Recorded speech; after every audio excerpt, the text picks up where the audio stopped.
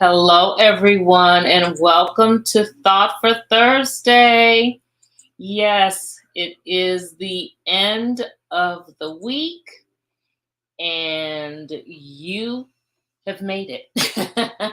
Not totally the end of the week. We're almost there, though. It's Thursday, so it's Friday Eve. One of my favorite times of the day. I'm real happy to see you coming in over here on Instagram, and I see you coming in on Facebook. I've connected to a couple of different places. I am so happy that you are here for the start of a new series that we're getting into.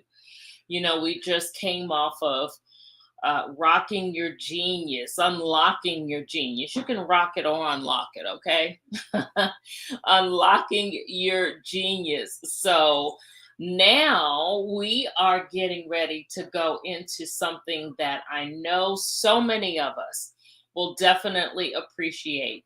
You know that a huge portion of the coaching that I do is career coaching. So I decided on Thought for Thursday we're going to incorporate a little bit of that for the next few weeks. And I'm going to talk to you about career goals. Now, there's so many things, of course, that can go into career goals. There's so many things that you consider. So we're going to talk about them. And I have to admit, it is truly a topic that I can go on forever about. So as probably is it's not a surprise to anyone. I have quite a bit to cover tonight, but I'll try to get it all in the 15 minutes. You can always reach out to me if you have any questions. And of course, if you need some specific coaching around a career decision, around creating what I call for my risers, that prime career, the 45 plus people who are determined to do what it is they need to do to elevate themselves, to include elevating in their career. I have coaching specifically designed just for you. So if you need more specific coaching, please by all means reach out to me and I will definitely be sure to tell you how you can do that as well. All right, so we're going to jump right into things. So tonight, we're going to start out this series by talking about the kinds of things that you may not think about a whole lot. Everybody's very concerned about their resume and making sure that their job reflects everything that they do and their capabilities. But there is something that recruiters, I've been doing this for a while also, so I know what we look for. And I also know that there is something that employers just look for overall, and that is what you bring to the table as far as your soft skills are concerned. So, what are your soft skills? Of course, the skills that you have that are directly related to the job that you perform. That is, the skill set that you have that you may have gotten some real training in. You may be trained as an engineer or as an admin executive or something. That is specifically, skill set. Definitely skilled training. Soft skills are things that you may see like different organizational cultures and job positions may require different soft skills. And, that could be in how you communicate, that could be in how you adapt to the culture, how you express your creativity. So these are the things that we're going to talk about tonight. All right. So, first up, you may be thinking, how is it that you're going to use your soft skills? The first thing that you want to do when you consider what type of important or what soft skills you want to focus on improving so that you can be a better candidate coming into any position that you're applying for or where you're trying to elevate. You want to communicate skillfully, meaning, strong communication skills can really require many different abilities. You might excel at making presentations, but need to work on active listening. So those are the kinds of things that you want to think about when you are communicating skillfully. What else? You will probably want to focus on Your ability to solve problems, rising to challenges and addressing business needs is central to any job description. So, what are your problem solving skills like? Not just the problems that you would solve that relate to perhaps a program, if you're a computer programmer or something, a program that you're trying to develop. But what are some of those things that you may deal with that are just basic problem solving skills? Perhaps if you're a manager, being able to deal with different personality types, that kind of thing. How is it that you are able to formulate your solution to problems? All right. What else? You need to radiate confidence. That's a soft skill that employers want to see, and definitely something that you want to have if you want to further the career, if you want to be in a position where you are looked upon favorably and people feel that you can actually do your job. You want to be sure that you radiate that confidence. You show that you're capable, and of course, you perform in a capable manner as well. Something that I actually skipped over here. You want to express your creativity. I often talk about how we're all unique, and our creativity really is an expression of that uniqueness. You want to show that. There are several different jobs that we can all do. We're doctors, we're lawyers, we're, art designers, just any number of things. And you could have a number of people who do the same things, but what will set you apart is that creativity. And that's what you need to show in, showing any soft skills that you're bringing to the table. What else? You need to think positively. No one really wants you in a position, or no one wants to be around someone who's negative all the time. People want to see positivity in their place of work, in their place of employment. And a positive attitude definitely indicates a can do attitude, right? If someone is positive, it's very seldom that you'll find someone who's positive who doesn't believe that something can be accomplished, or, that they're capable of doing something. So people want to see that positivity. And you need to bring that to the table as one of your soft skills that you're going to offer to any potential employer, to anybody that you'll have to do business with as an entrepreneur in a different company. No matter where you are in your career, those are definitely things that you want to focus on. So you may be saying, well, how can I develop these soft skills? You often hear about classes or training there is, for example, in the diversity type training, to help you to adapt to certain things and understand how to deal with cultures, and just a whole array of different things that you can do. So how can you develop those skills? Ask for feedback. That's one way. Why ask for feedback? Well, for example, your family, your friends, and I've kind of talked about this before, how they are an excellent source for giving you information and really telling you things that you may not even realize yourself.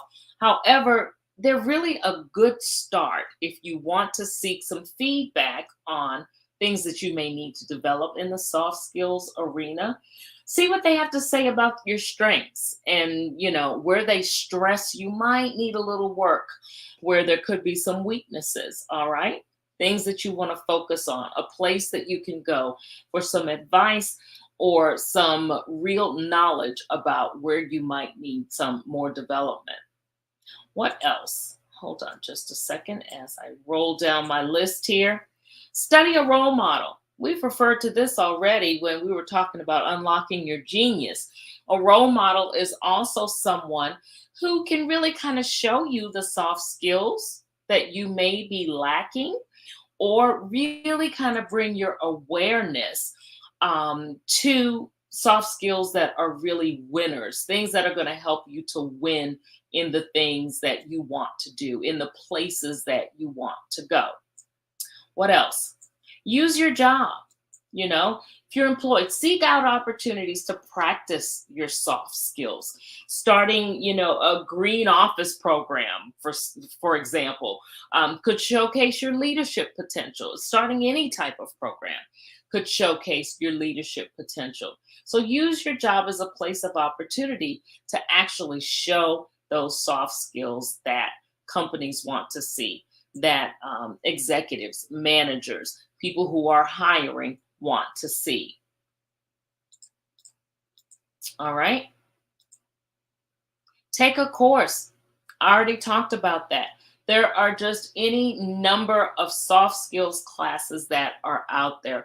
A number of adult education programs at local universities and online courses cover just an array of things. Any topic really that you can imagine is probably covered. So learn, for example, more about conflict resolution, or you may want to learn just basic grammar, how to, business writing, any number of things that you can think of. I guarantee you there is some type of training out there that you can take advantage of. Look for those things, seek out the opportunity, and go ahead and enroll in something that's going to help you to develop in that area. Volunteer your services. Definitely a strong way, a very helpful way in being able to develop soft skills. Volunteer your services, supporting a worthy cause, while you pick up a new skill. It could be good in both situations. You're helping out a worthy cause and you're picking up the skill. Contact a group, for example, that really interests you, somewhere that you have a real interest, and volunteer to give them some support on perhaps a project that they have coming up, something that suits your needs and also suits their needs. Again, another opportunity to develop your soft skills. Now, there are also a few strategies to use, again, that you can show your soft skills in. We've been talking about them already. Here are a few more that you can do in order to demonstrate those skills, all right? So that you can make sure that the people who really needs to see them will see them, and you will be able to advance, which is what we want to do. Or just put yourself in a better position. You look better in your career. You look better in the things that you do even outside of the job. If you're able to demonstrate, first of all, have those soft skills and definitely demonstrate them. So, for example, there are some things that you will definitely need to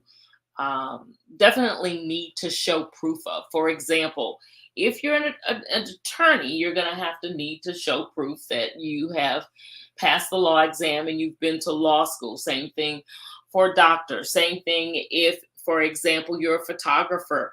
You're going to have to demonstrate in some way that you know what it is that you're doing. You may not have even gone through formal training, but you really kind of have to know some of the technique and some of the language. If you're a professional photographer really doing things at a higher end, you're going to have to demonstrate that you've had some type of knowledge, some type of training around that.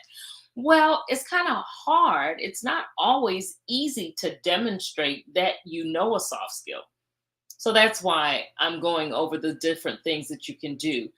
Something that you want to really, really focus on, for example, in showing your expertise in a soft skill, you want to read carefully.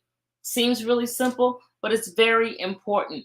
Position descriptions, may state that certain soft skills are desired, or offer plenty of cues, all right, or plenty of clues that you need to have this soft skill. So when you're looking for that position, make sure that you tune into those kinds of things so that your resume can reflect it, and so that when you go in for that interview, you kind of stress that when you're before the people who are making the hiring decisions.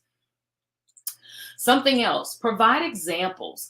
When you claim to have a soft skill, all right, back it up with a compelling story. You can use that in your cover letter, for example, in your resume, and definitely in the interview, which is something, I already said just a few seconds ago when we were talking about reading carefully and looking for clues for what soft skills might be in the job description.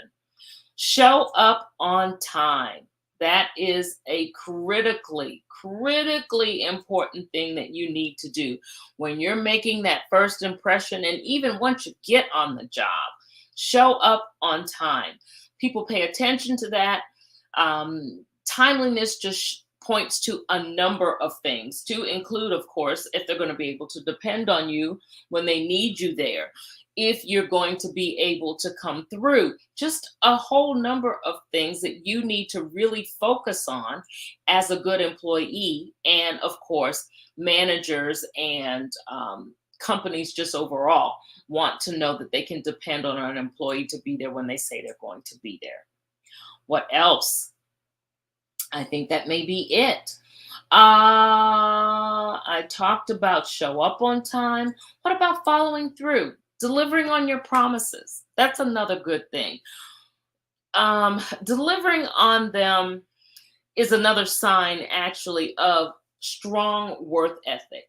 If you say that you are going to do something, if you promise to provide a proposal, if you promise to complete a report or schedule a meeting, whatever it is that you say that you're going to do, you need to be able to follow through with that. That is definitely a soft skill, definitely one that shows strength, and definitely one that you're going to need in anything that you do, whether that be in your own business and someone else's business, if you're in any type of position that you hold across any skill set. All right. So that's it. I know I was talking a mile a minute, but I was really trying to get in all of this information to you tonight so that you will understand the importance of, number one, knowing the value of soft skills. Number two, knowing your soft skills. Number three, knowing that if you need to improve upon them, there is training out there. There's just a number of things that you can do in order to access improvement, basically. And then number four, being able to tune into your soft skills and bring emphasis to them when you're applying for any job, or if you're doing any part at all of the interview process, the resume process, anything at all where you're interfacing and trying to gain in a new area, gain new business, make a good impression, have a great career. All right. That's it for tonight. All right. If you catch this on the replay, be sure to put replay in the comments so I'll know that you came through. All right.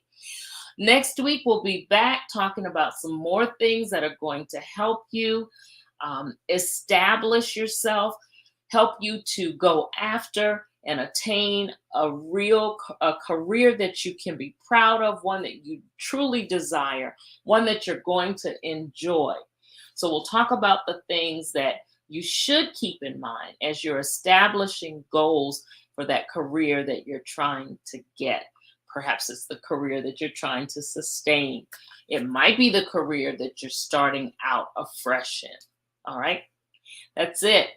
Hey, it's a long weekend for many people. Have a great one. Get some extra rest.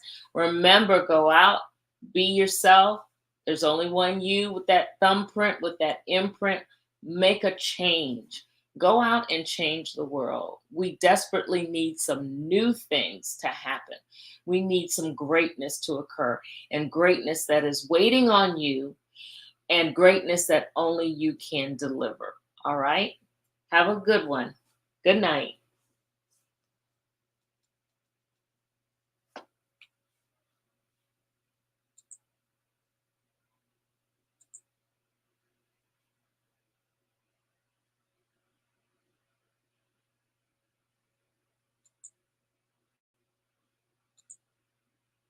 Thanks so much, Turner Joy. I'm sorry I didn't put your comments up before.